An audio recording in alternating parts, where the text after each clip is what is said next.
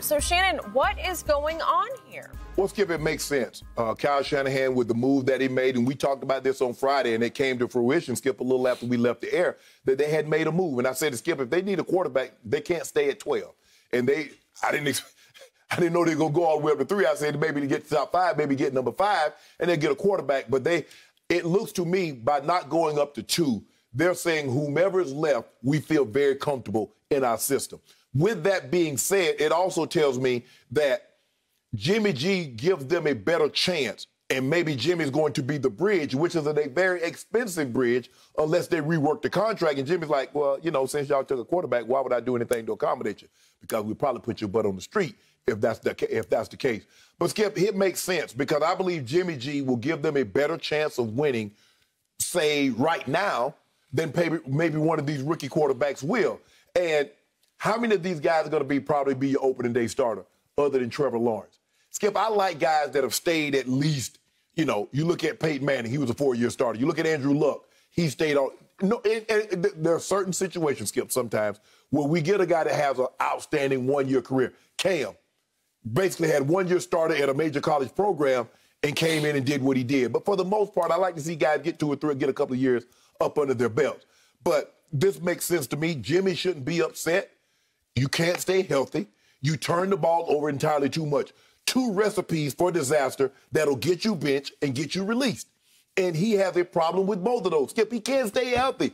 He tore his ACL, basically his first year on the job, and then last year he missed all this time with an ankle injury. So what did they expect Kyle Shanahan and John Lynch to do? So I like the move to move up and go get a quarterback. Hell, I wish I knew who they're going to take.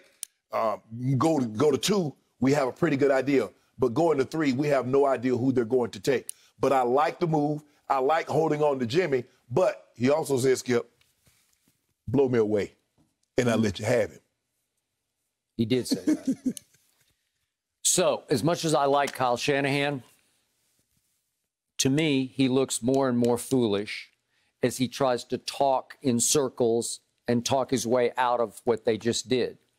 I don't get it because they just paid a king's ransom. They just bet their next 3 years, draft picks, first-round picks, obviously, in 22 and 23, to go from 12 up to 3. And I told you yesterday, if you went to 2, I'd be okay with it. If you could somehow go to 1 with that kind of a king's ransom, I'd be great with it. Would you have been okay with it if they had done the move with Houston Texans, with Deshaun? If Deshaun doesn't have this circling around him, sure, they swap places with them and then give up 2022, 2020. Absolutely. I told you I'd give up 2 more first. I'd give up 24 and 25 for Deshaun Watson. That was whatever's hanging over his head right now. These allegations. We don't know where it's going to go, right. but it just gets worse and worse. Now they're up to 19. Whew. Okay, back to Kyle. So he says yesterday, as Jenny read, it's going to be hard to find a quarterback who gives us a better chance to win than Jimmy.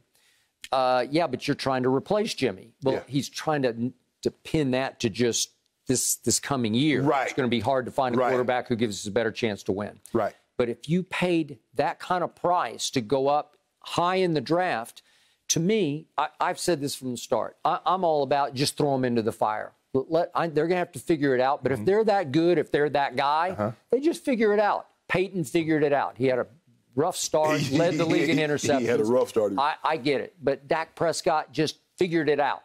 He's got football character and backbone, and the stage was not too big for Dak Prescott, even as a 4th rounder. But here's the thing. Dak was, a 3-year starter? He was. I got it. But if we look at Mac Jones, he was in the program long enough, and he started enough big games on huge national stages that I think he would be okay. I don't think he would crumble under the pressure. Would he be great? Is he a transcendent talent? No, he's not. He seems like a better version, a bigger version of Kirk Cousins. Probably is. But do I think he'd choke and fall apart and crumble under the fire? I mean, Skip, he's accurate. The ball comes out quick. He's very decisive with his throws. And I get it. He's throwing to the strike. But, if you had a major college, Skip, you're throwing the guys that's going to be playing at the next level. Trevor Lawrence threw the guys that played at the next level. All right. So my problem with this whole move is if you've decided on Mac Jones, and they did for what it's worth, and it's probably not worth much, but they did go to his pro day as opposed to Justin Fields' pro day. It could be a huge smokescreen. They could be sitting right on Justin Fields. They may be hoping to influence the Jets to take Mac Jones. Possibly. I don't know. But you're playing with huge fire because you've clearly zeroed in on somebody that you like better than somebody else. Right. And now you're a prisoner of the Jets' decision to take their leftover. Well, the thing is, and John Lynch says, we do not have intel on who someone will take. But we feel very comfortable that there's some very good quarterbacks in this draft, and we're going to be able to get our hands on one of them. Okay. And as Kyle said, we're going to be left at the altar at number 12. Well, you would be. I've said that for, like, when it was proposed that Mac Jones would fall to Belichick at 15. He's not going to fall to 15. His stock is going through the roof right now. So, and I don't know what to do with Trey Lance because I just don't know his game. I know it from YouTube, and that's not enough for me. Yeah, I've seen this national championship game that one year. But okay, could he be the odd man out? Could he be the Aaron Rodgers memorial fall down through the draft? Maybe. But people seem to be intrigued enough by him. Mel Kiper says he's the most intriguing prospect he's ever tried to figure out. Well, that's pretty intriguing. Well, Skip, you'll play 1 year, and then you sit out. You opt out of a year, and so all we got is basically 10 games. But Skip, if you look at the way Andy Reid handled Patrick Mahomes, he went from 27 to 10. Sought him for a year. Okay, that was different. Yeah, I got it. Aaron Rodgers, he sought for 3 years. 3 years. It's a long time. I don't know. No quarterback is going to sit for. I don't know. I don't even know if Jordan Love's going to sit for 3 years. This might be the last year he sits. It could be. So, Garoppolo. So, again, Kyle says, yeah, he's pissed off. Well, he should be furious because... No, he shouldn't at himself because he played like a bum. Okay, well, he did. He played his way into this position. Yeah, exactly, Skip. And to your point, he just can't stay healthy. And we saw the quote yesterday from Jermaine Wiggins on a Boston radio show in which he referred to him as Mr. Glass, not the Samuel Jackson character, but just literally Mr. Glass. That the Patriots were looking side-eye at Garoppolo even when he was a Patriot. They could not trust him to stay healthy. Well, they should have given us a good indication because he was supposed to fill in for the 4 games that when Brady was hurt. Didn't make it. And what did he do, Skip? Right on cue, he got hurt. So that should have given us an indication that, hold on. And then he goes to San Francisco, and right on cue, what did he do, Skip? He got hurt again. Yep. Okay. So he's had moments of brilliance. I told you yesterday, there's Aaron Rodgers, then there's Mr. Rodgers. Well, and then there's no Rodgers because he's out. He's out. Well, and Kyle's saying, well, we had 2 tough years because we just really can't count on him. Okay? That's fine. So you're going to go forward, but you're also saying, hey, to your point, if somebody knocks us over, well, we're willing to give you Jimmy for something. If you knock our socks off, well, nobody's going to knock their socks off because you've already discounted him enough because you're trying to replace him. So he's going to be your discard at some point after maybe X games next year. Maybe after 10 games you say, okay, Mac Jones is ready to play or Justin Fields is ready to play in game 11. But this is what we do know, Skip. There's a better than 90+% chance that this is Jimmy's last year. I don't know how he can play because Alex Smith played well, Skip. He took him to the divisional round. He took him to the divisional round of the playoff. They had a lead. What were they up? 21-3, 18-3 against Tennessee. They ended up losing that game and they replaced it with Mahomes. I don't know what Jimmy G can do to keep this job for more than 1 year. Well, I don't either. And he's on his way out the door. They just need him as a stopgap. And again, I feel for him, but you say it's his fault anyway. Yeah, he did this. Okay, I got it. Skip. He put Kyle and John Lynch in this situation. Had he stayed his butt healthy, they would not even be in position. Had he stopped turning the ball, Skip, he's a turnover machine. He is. I agree. So I never liked him. 2 things that you cannot be as a quarterback, injury-prone and turnover-prone. And hell, he's both of them. Okay. Give me one. So does that mean Bill Belichick was wrong about Jimmy Garoppolo?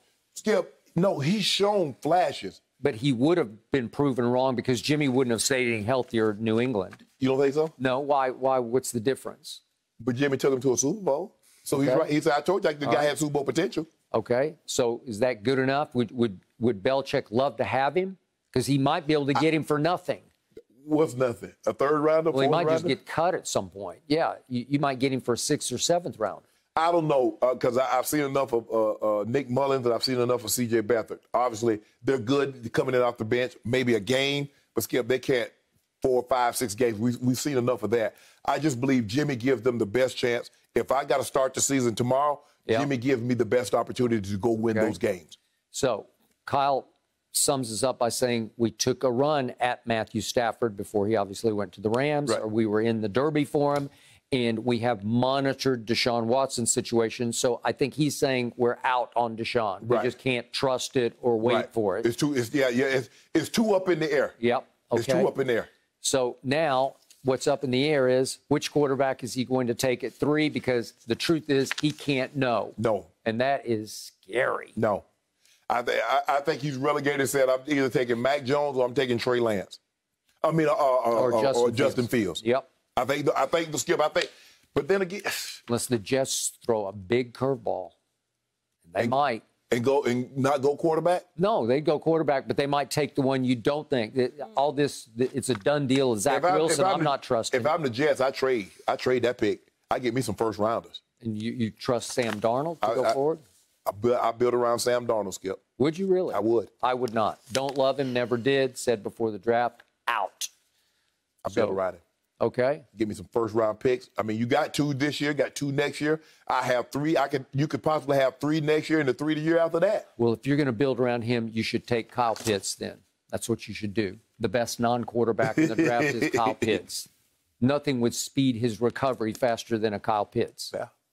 Thank you for watching. You can subscribe here to get the latest from the show, and be sure to check out more of the best clips from Undisputed, or go watch a few other segments from our other shows on FS1.